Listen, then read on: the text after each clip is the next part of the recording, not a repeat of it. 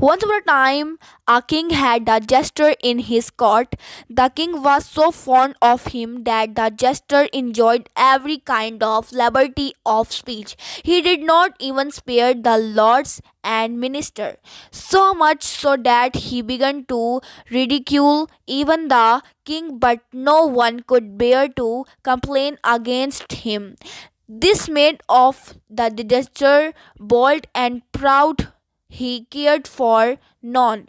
One day, while the king was holding a court and was busy in serious state affairs, the jester made fun of the king. Dead silence fell on the court. The king got highly offended and sentenced the jester to death. The jester bent down over his knees and begged for mercy, but the king was so angry that he turned down his request. At last, when his jester pleaded for mercy again and again, the king said, "Die you must, but I want you the freedom to choose the king of death you like."